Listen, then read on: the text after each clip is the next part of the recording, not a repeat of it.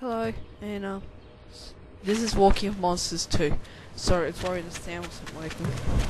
There's been a little delay since mainly because I went on holidays.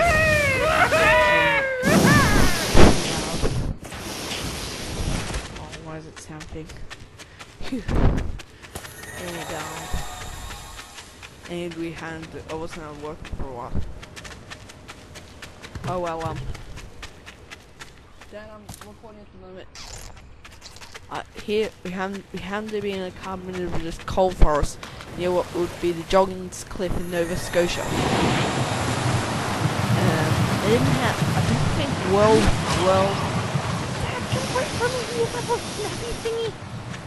oh well, the big centipede thingy, that's after flora. You see, because of the heightened oxygen levels, the creatures around here are some of the creatures, the arthropods around here are extra large. Basically, it's big bugs. There's Anophesaurus, there's also Pedulacosaurus, there's giant dragonflies, Megalodura, or whatever it is. The problem is, thunderstorms sometimes happen here because of high atmosphere levels. This area is prone to humongous forest fires, like this one. We might need to get out. Oh, I'm stuck. I'm stuck. What am I meant to do? Oh!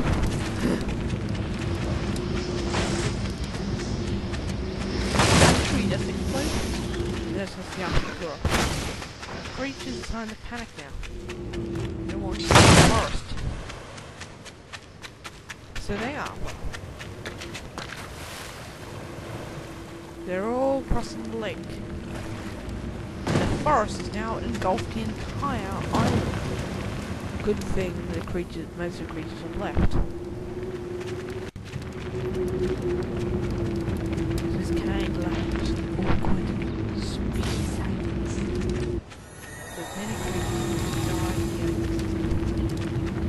Forest fire.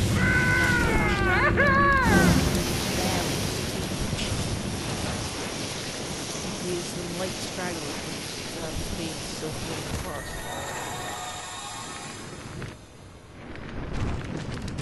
The fire was that was scarring the planet. I did find a little cat by base. He was a small lizard called Pedulacosaurus.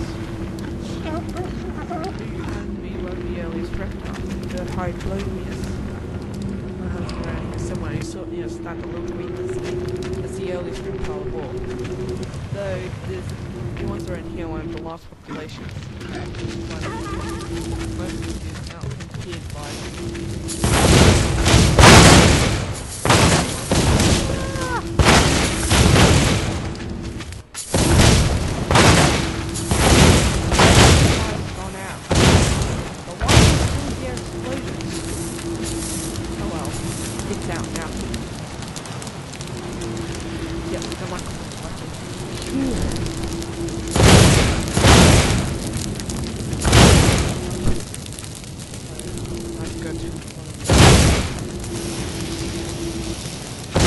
Look out for those holes.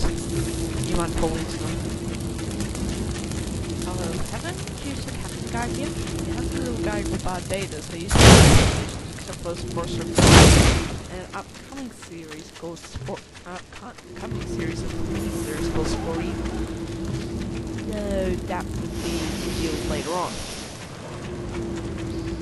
I have to flirt the moment again. Very annoying black screen. Oh well. Here's crashing to career again. The piranhas are back. And the forest floor seems to explode for no reason. Let's hope no means again. So we're kind of finishing up this area now. There's one more thing. The Hydlomius are returning. And lots of them returning. So there's just one thing that's going to happen. Can you guess what it'll be?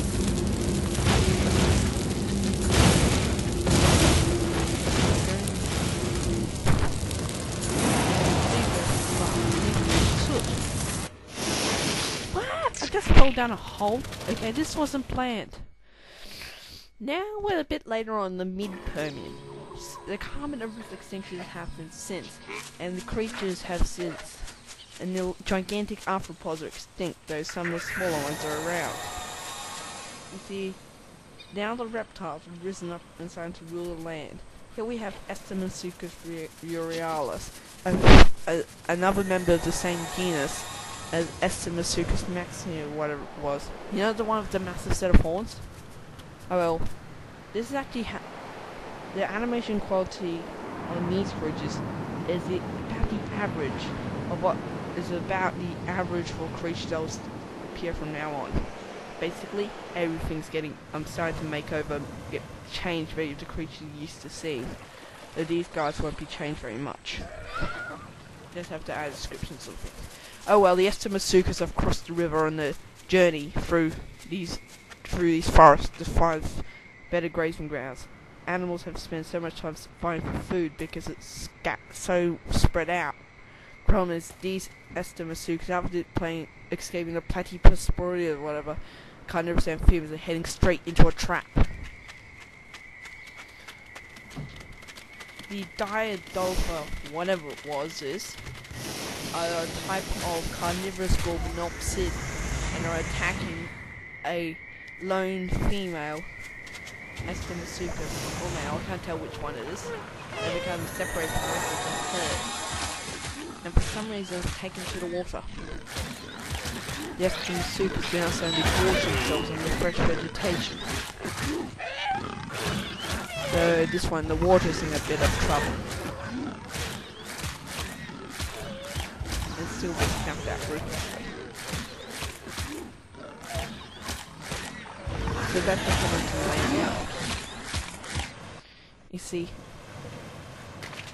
these creatures, the microphone still work. There's another creature here. It's called Bebeleon, small, not exactly lizard, another type of small reptiles also live around here. These ones are very colourful on this island. The Estimasuchus, naturally being semi-aquatic creatures, are returned to the water again. Perhaps because they ate most of the vegetation, the rich fern beds of this island. Though some of them are heading inland again. And here we have the platypus, whatever it was.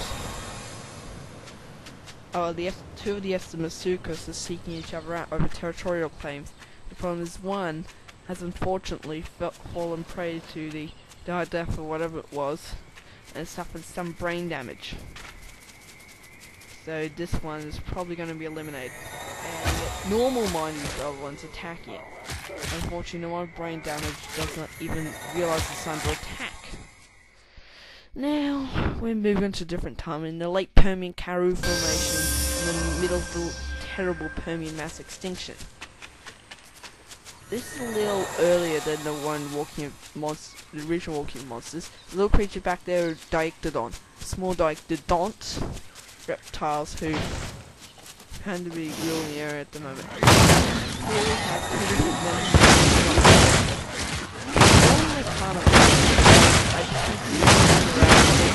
ferns. How unusual.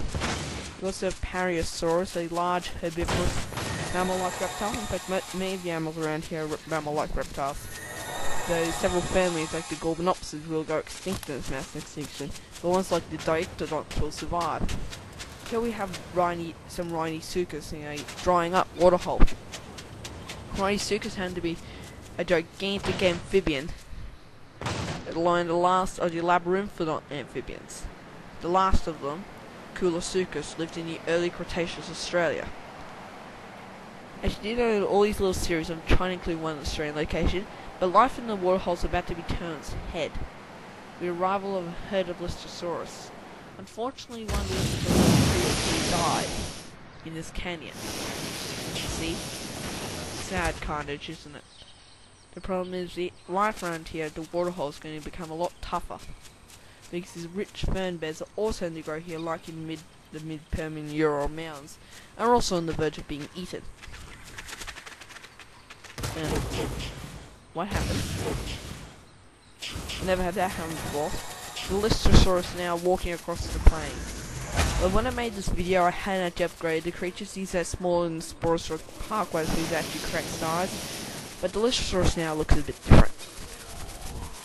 So this is probably the last time you'll be seeing the Lystrosaurus looking like this. Right, it's the last time. The new version is more realistic anyway.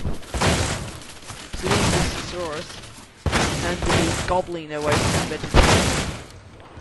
So many hungry stomachs practically strip the area bare of its vegetation. They're soon going to have to migrate. In a Sporosaurus Park, they had a herd of 200, but since it's now even later in the extinction than last time, the biodiversity is decreased. The Gorgonopsids and Rubidigira are both attacking one of the Lystrosaurus. Here we have Rhinosuchus again. Is having a look around. I will move the creatures here. I'll move everything here. And everything.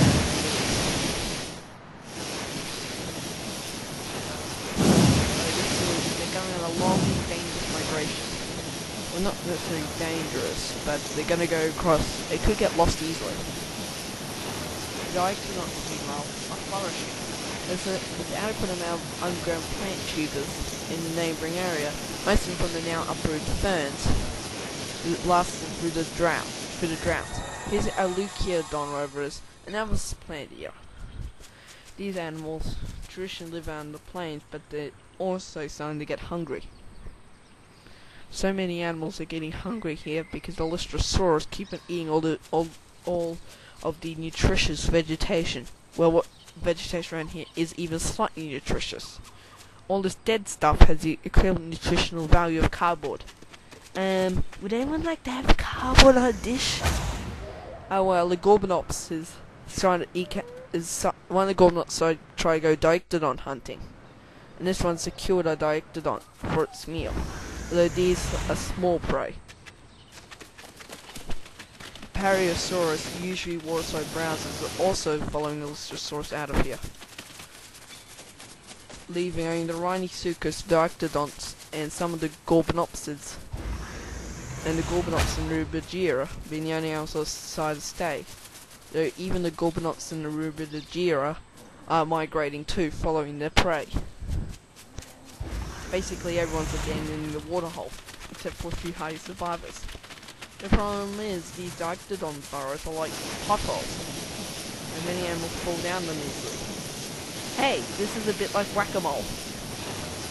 Except the Gorgonopsid is the whacker, and the moles are the Dictodons. So now we're crossing the long plains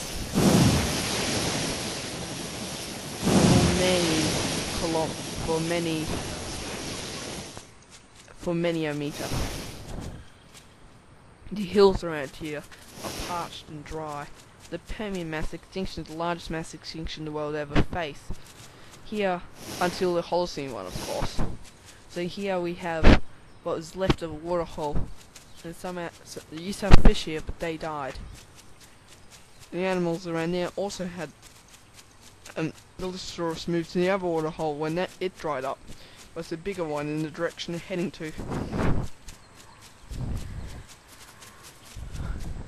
Lystrosaurus is surprisingly one of the few genera that actually survived through the entire extinction from start to finish, and flourished in the Triassic until it become one of the world's most dominant plant eaters for a span of a few million years.